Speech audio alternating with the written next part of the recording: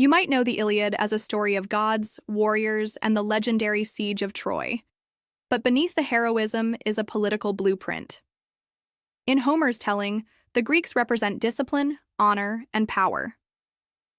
The Trojans, positioned as Eastern, soft, and indulgent, fall not just to swords, but to their own desires.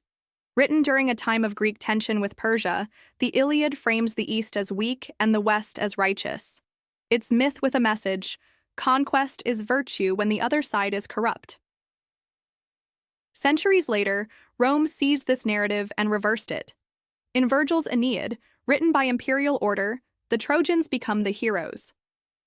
The poem follows Aeneas, who escapes burning Troy with his father and son, destined to found a new civilization in Italy, Rome.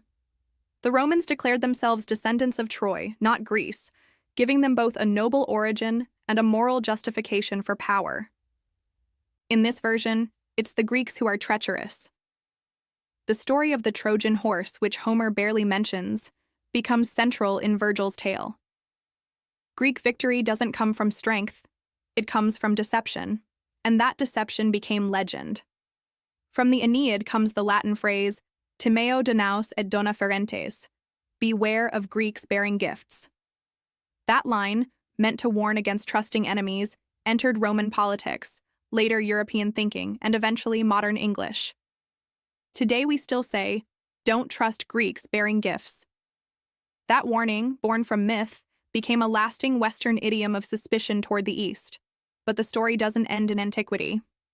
When Christianity split into East and West, Orthodox and Catholic, those old cultural divisions re-emerged. The West, inheriting Rome, claimed the authority of empire and divine right.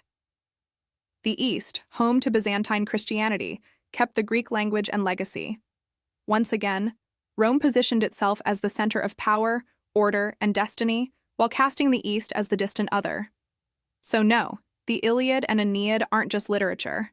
They're origin myths, empire stories, political propaganda. They justified war, colonialism, and expansion. They shaped how the West defined itself and how it justified conquering everything it called East.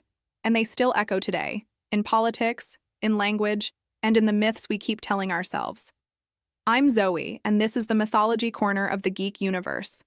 Don't forget to like, subscribe, and tell me, what ancient myth do you think had the biggest political impact?